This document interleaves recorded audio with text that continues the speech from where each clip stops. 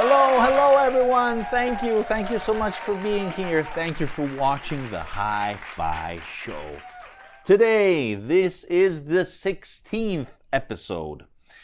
If you want to send your video, I only have 4, are missing 1 for the next episode, and after that, just in a few weeks, we will publish a new one. So if you want to send a video of your tour, of your man cave, this is the right moment.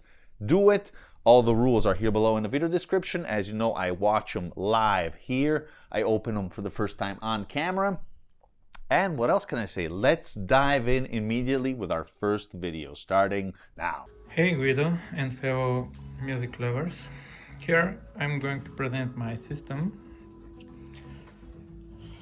Let's start with the turntable. It's a basic model that I found in a local vinyl store. Nice. Toshiba SR F330 with entry-level Audio Technica shell. I'm just starting with the vinyl, so it does the job for me, but we'll improve from here for sure. On the back I have Sennheiser HD6XX edition, which is essentially mild drop edition of these headphones, which has a slightly more bass. Below that we have hifi Zen headphone amplifiers. I chose specifically this one because it has a special mode for the HDXX headphones, so they're paired pretty well together. After that I have my Ever Solo Master Edition. I'm pretty happy with that unit. It serves my streaming purposes pretty well. Below that, some vintage love with the Marantz 2225 model.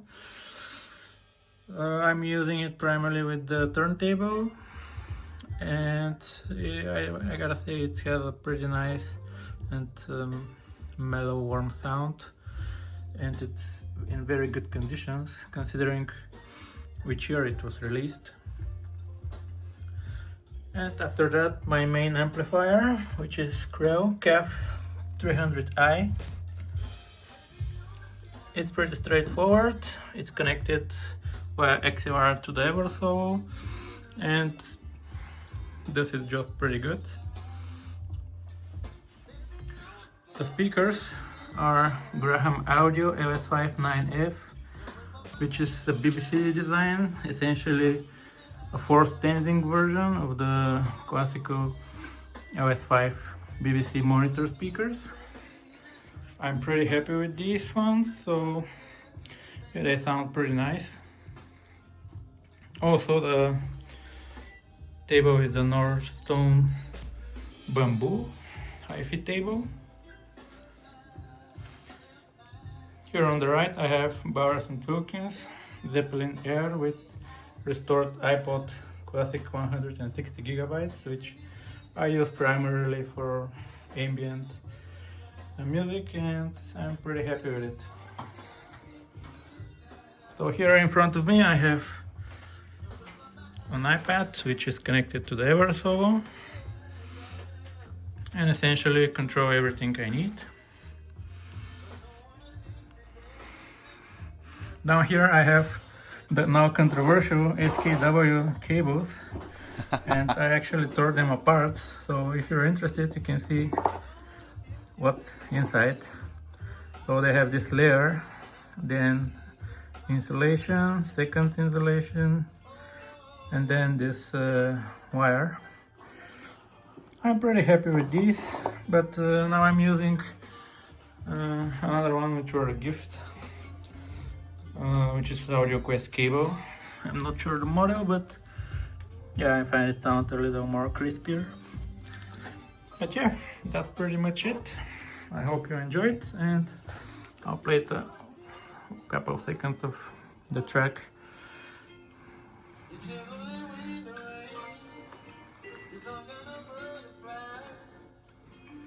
Baby, you, yeah, midnight. So, thank you for your submission. Very nice system, small, simple, but it's all there. Thought through. I mean, there is an equilibrium, I see. I like the fact that you are choosing vintage stuff, pieces of gear. I think it's an excellent solution. As you said, you're starting with vinyl. Excellent solution. Get a vintage piece of history. Why not? I mean, they're much better engineered than anything you can find now in a lower budget, clearly, section. And you're having something special, a piece of history. I mean, it's already more cool automatically. You have to say that, clearly.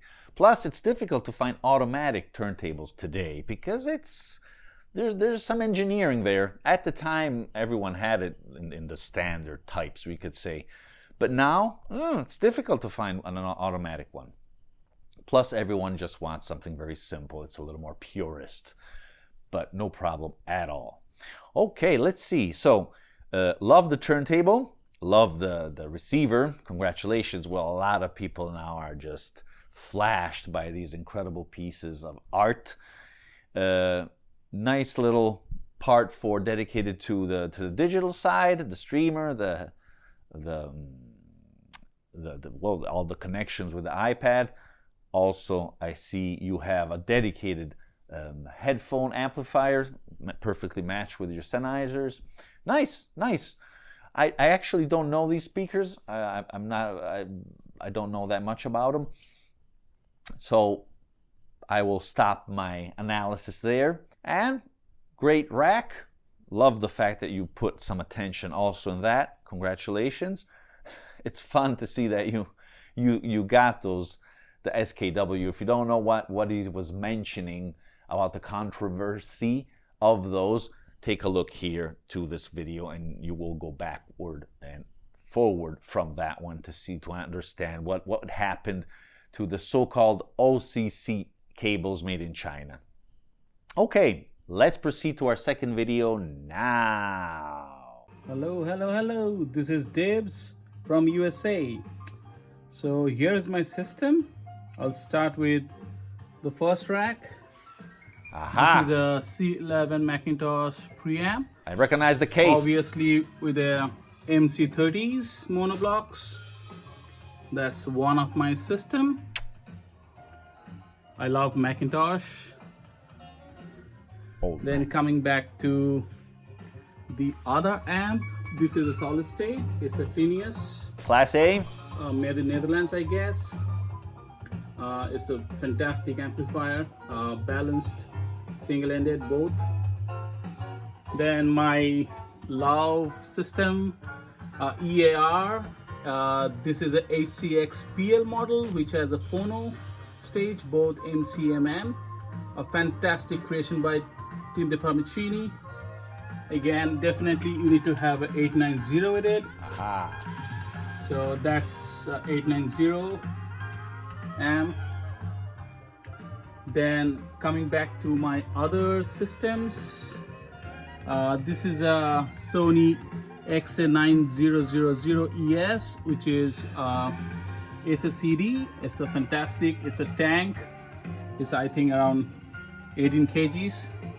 Again, I love EAR, so that's a DAC, and it's a EAR DAC from, again, made in England. It goes really well. Then coming back to my turntables, this is a speed controllers to really align the speed for the system. Cool. So the first one is again custom built Lenco. It's a double platter. Gorgeous. I'm using a Funk Farm F5 tone with the Audio Technica Bravo. cartridge. So L75 Lenco. Then my second turntable is a Thornton TD124 MK1. It is playing right now. It's fitted with a SME Series 2 3009 and a Kaseki Blue cartridge. Okay, my third turntable is again a Thornton TD124, but the only thing is it's with a 3012 tone arm. Again, Series 2. Beautiful. With a Autophone SPU, as you can see. And this is paired with a EAR phono stage 834 along with a MC4. As you can see, it's too much reflection. You might see me there with the MC4 SUT. This is a small piece of instrument. I'm trying to see how it works, but it seems to work. It's a moving coil demagnetizer. I just had it there in case when I need to do anything of this cartridge. Okay, now coming back to my digital inputs. So I have an Oppo, which typically everyone loves Oppo, but this is a 103. I sold my 203, but this is all good. But this is my love, I would say, Marantz CD94. It's unbelievably good CD player, and I think one of your review does say that. I hope I had the MK2, but yeah, with the DAC chip, you know, this is one of the best. The another phono that I'm using is Manley Chinook. This is really good phono stage. I'm using the MM1, though it has both capabilities with 68 dB gain, but I'm using with a handmade, you know, SUT on that. This is, I think it's using Clayton, or I forgot the name. Cinemac. Yeah, it's a Cinemac step-up transformer in there, 2 of them, which is really good. Now, again, I love cassettes. So these are all fully serviced. A BX300 and then a ZX7. This is typically for my recordings. And yes, I love this more than anything else. A CS7, and A is basically the US model, typically came with the A. And that's what it is. That's the remote. Okay, so now let's come back and look into some other stuff. So that's Revox A77. This is an MK4. This sounds fantastic. I love Studer, but you know what? Revox A74 is as good as Studer, like, because they're all manufactured by Studer. So yes, that's one. And I think you have already seen another one. This is another one. The Revox doesn't do a 15 IPS, but this does a 15 IPS. So I have a Otari, I think it's a 505 BH2 model. This is just phenomenal. This sound is so good on this. Okay, coming back to a few things. I have a quad, as you have seen, and you might wonder why it is happening. So right now my speakers are playing through the quads, and this is a passive kind of preamp, McCormick, but this is a good one, made in US. Don't hate it, don't love it either. So that's what it is. These are my speakers, old school 15-inch monitor gold Tannoy drivers with a super tweeter on it. Those are also Tannoys, as you can see. That's Tannoy. That's Tannoy. I love Tannoys. I made those stands myself, not the best, but yeah. So as you can see, I have the Tannoys at the 2 corners.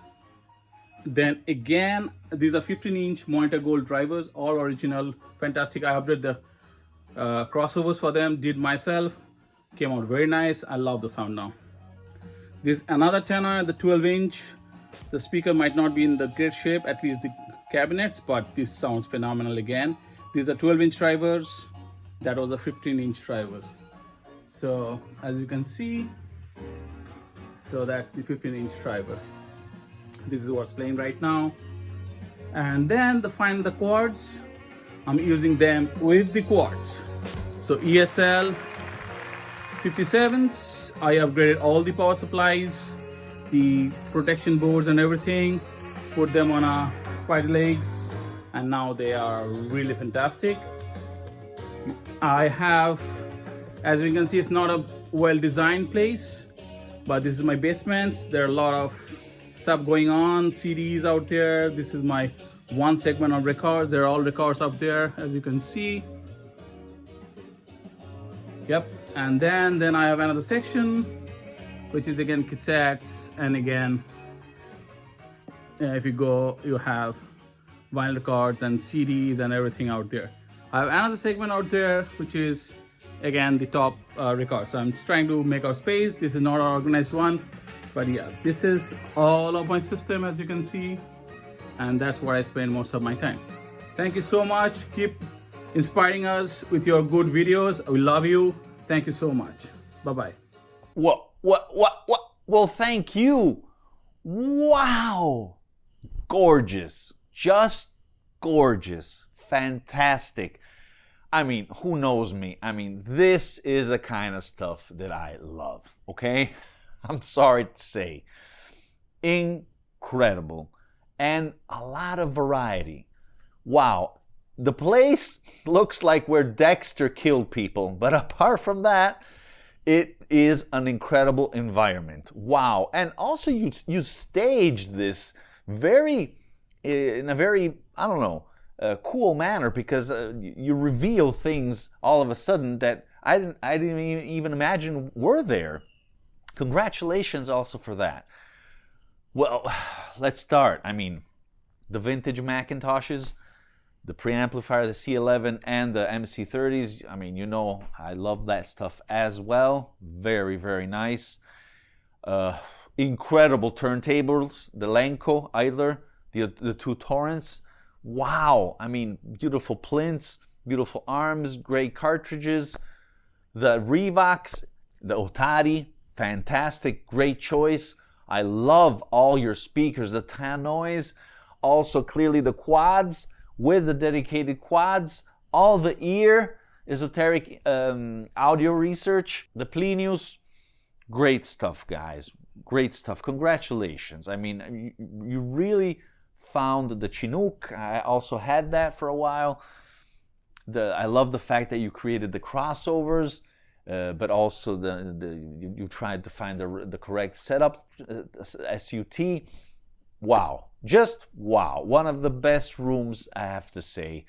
I mean, you don't have extreme high-end, but you don't need extreme high-end.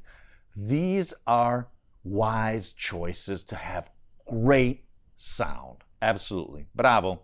Okay, third video coming out now. Hi Guido, hello everybody. This is Timur from Ankara, Turkey. Ooh, Ankara. Let Merhaba. me introduce to you my sound system. My speakers are Focal Aria 926. I have two turntables here. One is Acoustic Signature Manfred MK2. It has Orthophone Quintet MC black cartridge on it. Love that album. When I stream, I usually stream via my iPad, and it's connected to PS Audio Stellar Gain Cell DAC preamp. My phono preamp is also PS Audio, and it's Stellar phono preamp. Here's my cassette player. I love cassettes.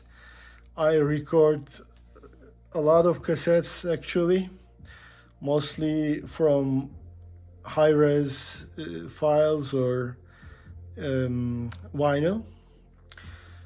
This is Sony TCK909ES, and it has Dolby S, and Dolby S, let me tell you, it's really fantastic. Can't deny it. I also have VHS, VCR player. It's hi-fi, of course. It's Panasonic NVHS 1000. I also make a lot of recording on it. Good job. In my opinion, it is maybe the best analog medium. I did a video. Here's a link. This is my second turntable. Ooh, nice. It's Riga Planner 6. It has orthophone black cartridge on it. And this is my amplifier. It's Audio Romy M828A. It's not too expensive, but it really has beautiful sound. So this is my living room. Nice. And mostly I listen to music here, and this is my sofa where I sit and listen to music, mostly at night. So I keep my records here in this closet, and I have more records in my study, and I'm gonna show them to you now. This is my study, and I have more records here. As Michael Framer says, records, more records. So here's my vintage dual HS 151. It's really great. It has beautiful 70s and early 80s vintage sound. Actually, my wife listens to it mostly. She loves it. And this is a French turntable. Les voix record de son player, I should maître. say. It's French. It's La Voix de son maître. Even better than me. I guess it's from 1961. Oh, cool. I listened to my 78s and old 45 records on this record player. So I guess that's it. Thank you. I hope you enjoyed my video. Bye. Well, thank you. Teşekkür ederim. Teşekkür ederim. Goodbye, gule gule. Thank you so much. Really. Great system. Let's go back. Let's take a look. Great focals, like the speakers. They're a strange choice for the turntable, but they make a lot of excellent high quality stuff. Acoustic research, if I don't go wrong. Acoustic signature, sorry. Nice. I love the P6. A lot of people are having several turntables. What else? Well, great cassette deck. Nice PS audio gear.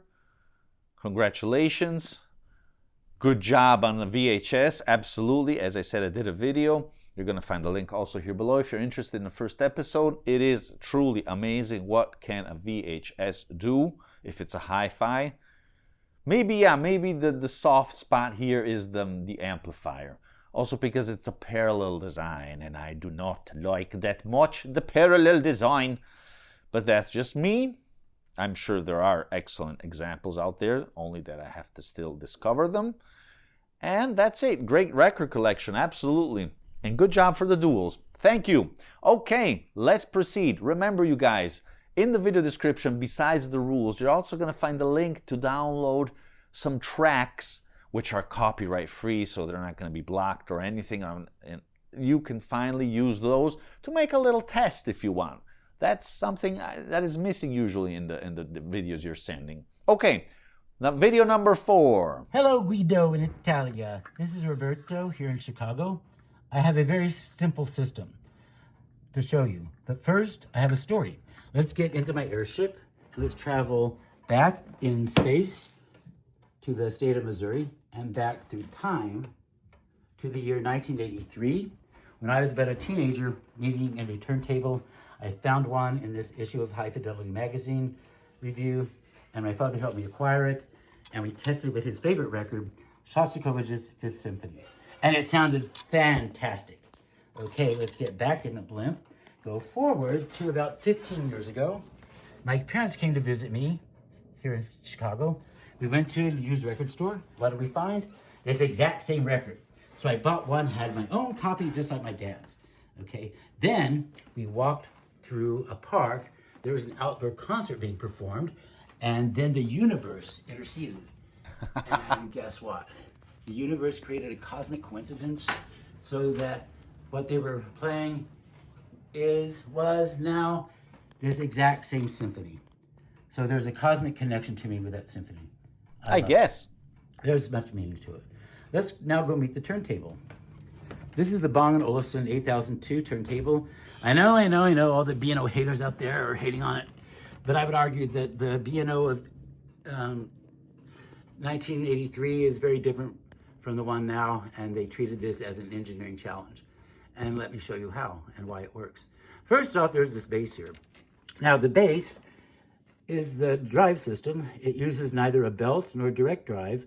However, underneath the platter are coils that create eddy currents which spin the platter and the bass with great precision and accuracy. Okay, now bear with me while I put the platter on without too much difficulty here. Okay, one thing about the platter, first off, there are Nextel strips along it that help bleed off static electricity. Great.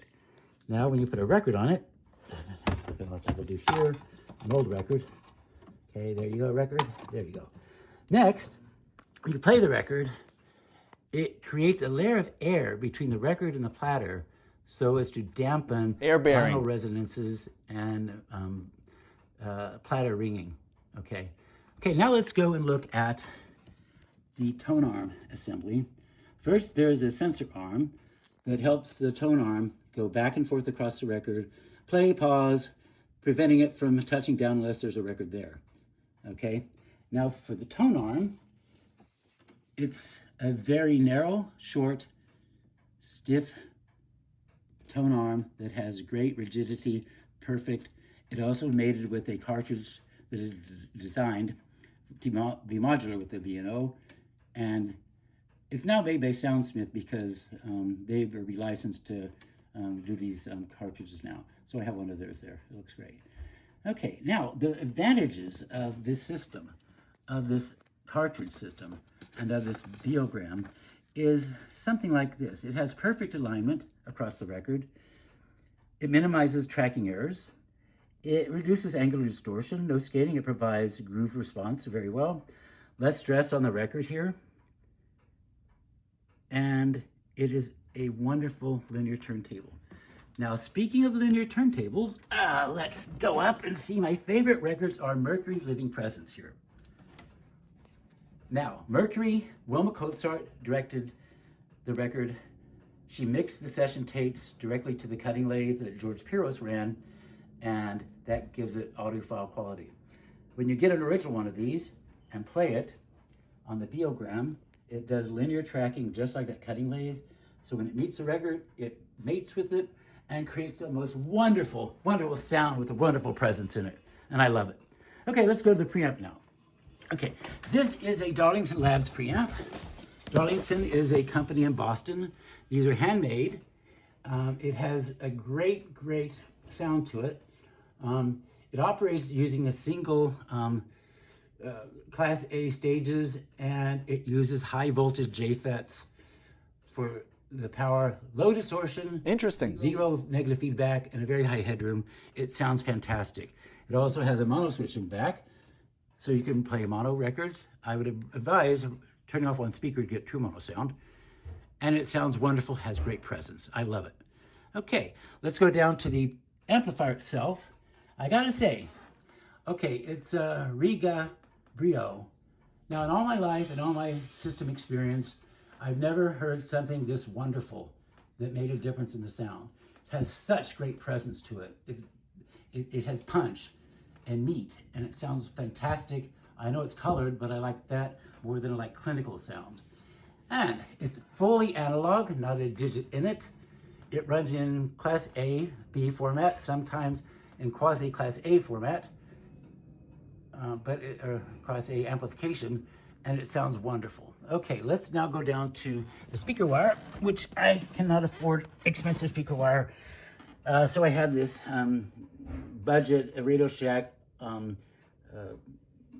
speaker cable to attach to my terminals here on my speaker. The speaker is a Paradigm Prestige speaker. I got it because it sounds fantastic. Also because it was a floor model and it had a great discount. Also, it's cat proof. So if the cat tries to claw it, the grill just comes off and scares the cat away. Let's now look at the room. Now the room is typical Chicago style room. Not every kind of smooth surfaces. There's a fireplace, the recessed walls, rugs, furniture, reflective floors. It sounds great. I bring the speakers about a third into the room to avoid any direct feedback from the big screen TV. They sound wonderful. They have great presence. Okay, at that point, let's go back to the top of the world here and say goodbye to everyone. Okay, well, thank you. Thank you so much for this voyage, for this story. I mean, very interesting, very cool decision how you built everything. This record, this recording actually that keeps coming back to you. Very cool. I like that, this narrative strategy that you have adopted. Very, very interesting. Good job. A little messy, this ambient, but I mean, it's the Chicago style, as you said. I like the fact that you brought us in depth in the Bang & Olufsen. Very nice. Actually, a lot of times, maybe a lot of people don't know how this actually works. I mean, it is iconic. And let's see, I'm traveling ahead. I like this little Darlington Labs. I don't know it, but from the specs and the characteristics you mentioned, it seems very promising. Nice, good job. It's cool that you like this Riga, this amplifier. I mean, if it clicks, if it resonates with you, why not? Absolutely. And nice speakers. What else can I say? Congratulations. Well done. Bravo. Okay, let's now finally land to our last video. Hello Guido, this is Riccardo from Essex, UK, just outside London. Ciao Riccardo. Originally from Italy, from Tuscany, like you. So hello. And this is my system. It's basically a home theater and a hi-fi system together. It's Dolby Atmos. As you can see, I have the ceiling speakers here. They are KEF. The plan was to have KEF here, but this one are basically JBL for the surround effects. And I have a 50 inches TV with the KEF central speaker. And basically I have, for the receiver, I have this Marantz. This Marantz is Dolby Atmos. And in the middle I have a switch, so I can switch between the Marantz and the hi-fi. Aha. I have an Oppo UDP 203. It's working fantastically. I use it for Blu-rays, Dolby Atmos, if I can find them. And I use it also as a room endpoint for streaming from my server upstairs. I also use it with the RCA output as a CD, super audio CD and DVD audio player, which is connected with the RCA to my preamplifier. This is basically the home theater site. So if I switch that, I can basically connect the speakers to the Marantz or to my power amplifier. So the hi-fi part also I have made myself with the Charem 12 inches as subwoofer. Is quite not complete, but it can actually go down already to 16 Hz. Cool. I can feel the vibrations. Wow. And yeah, the hi-fi part, I have a power conditioner in Isotech. And so here we are in the UK, so we are supposed to have 240 volts. This one was actually quite fundamental to remove hum from when I was listening with my Technics MC cartridges, because yeah, I have a bit of hum. I switch off everything, but I think the noise is coming from the grid. So this one was very good. I have up the phono amplifier, the phono stage, which you know very well. It's an audio flight, very silent, so it helped a lot with the hum problem I had. It sounds amazing, I love it. As a source, analogic source, I have mainly my Technics 1200G. This one I found your channel because you made a video about this 10 table, about the mods you could do to it. I haven't done mods, to be honest. Planning to, but yeah. The cartridge, I think you had this cartridge, is the Dynavector X2. I love it, very dynamic, very powerful cartridge. So this is my source. I've done the cable myself. But I also have a mini cable from what's the name? Neotech? So I have cables, I have other cables, but this one, the SKW, which you feature the speakers cable, which I have. As you can see, I have the speakers cable. The infamous. And they're good. And basically, yeah, I have OFC, some OCC copper cables. The switch I made it myself. It has been modified. Bravo. It's wired with the OCC cable. Between also the power amplifier and the switch is OCC. This part I will change it for OCC, but at the moment is the SWK, I think the one you reviewed, which was supposed to be OCC instead of is OFC. So the preamplifier, I got it temporary because I didn't have a preamplifier. I switched from an audio flight integrated amplifier. It was sounding very, very nice and sweet. Very similar, I have to say, to this power amplifier. This is a Lab 16, very affordable. Planning to have something more exotic, high-end, but I think it's using ACC 8283 valves, so very good quality, which has connected also the Oppo as a multi-CD player and as a Roon streamer. I also have an high-end streamer building myself with ultra capacitors, but at the moment I have this. From the preamplifier, I have this fantastic Octave reference series RE320. At the moment it has the KT150. It can also use other smaller or big valves up to KT170. With the KT170 you can have 130 watts on 4 ohm, which is perfect for low impedance speakers, which is even a bit unusual for valve amplifiers. It's of course push-pull. And yeah, the speakers are again reference series from Gamut. Beautiful. They are the RS7. The latest model is RSI7. They're very similar, only the dust kappa in wood of the latest model. As you can see, it's a very high-end speaker. Beautiful. I think it has also a design of light cabinet because inside is quite empty, and the bass reflex goes to the rear. You see two huge flares. I think this is steel. It can also be amplified. I'm not be amplifying it at the moment. They are super powerful.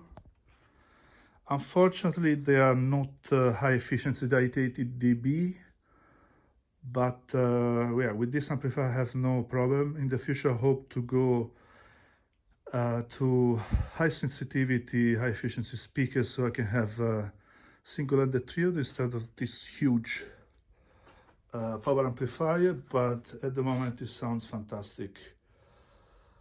That's mainly all. I have also other things.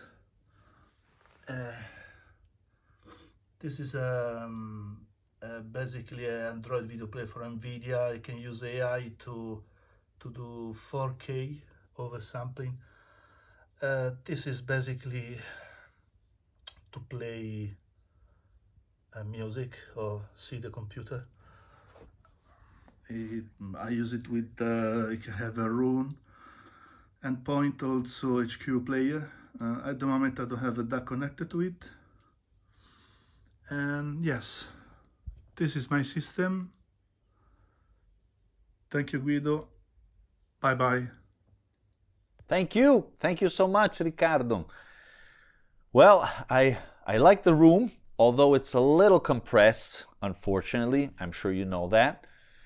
And let's start to take a look at the system. Okay, so, well, I see a lot of contributions of mine here. It's always nice to see that, like the audio flight, the cables, the Technics. I don't know if I'm responsible for that, but in any case, great choices. I like that a lot. As you probably know, I'm not a big fan of these huge Marantz or home cinema oriented amplifiers. In any case, I understand that its function, since you do have a very good home cinema theater surround. Wow, very nice. Great stuff in isolating and purifying the voltage of your current, of your voltage of your house. Be careful, because that can reduce the quality, the oomph of the dynamics of your amplifier. So do some tests, okay? Sometimes it's better to just connect it to the wall, the amp. I'm not a big fan, as you know, of these muscle tube amplifiers. At that point, maybe it's just better to go with a solid state, in my opinion. These speakers are gorgeous. I mean, I just love them. The looks are just incredible. What else? It's cool, very cool, the fact that you did your own sub. Very nice. Be careful of these little wheels I see. This very nice rack. I'm sure it's heavy. It's not moving. You also have a carpet. Nevertheless, make sure it's nice and steady and firm, okay? You never know. That could a little smudge stuff, including the speakers. I don't know if there's some decoupling solution there. Oh, for the speakers, I would take away those jumpers. I mean, I used to have something like that, an ATC SCM35. With the jumpers, they just did not bloom, fully express themselves. Better to find some cables that have B wiring, okay? You don't have to necessarily be amp. You just need some cables that have a B wire and have one connection on one side and the 4 poles on the other. And you will see it's better than the jumper, much better. It's not a delicate change. It's pretty. It does have an impact in the end. So, what else? I'm sure you're enjoying the audio flight, because that is an excellent phono preamp. Yes, maybe the preamp in the future. Actually, more the amplifier. I would try to. I'm not a big fan of those parallel design and strong energy, strong power tubes. But apart from that, fantastic solutions. Really great job. Nice combo. Nice combination. Okay, guys, we've reached the end of this episode. Please send more videos. We are waiting for them. Thank you again for watching. And remember that music is born analog. Bye! Bye! Hey there! If you are enjoying my content, please consider to subscribe. It's free, and it will help the channel tremendously. Also, don't forget to explore my prior videos. There's something for everyone. Welcome to the audiophile community.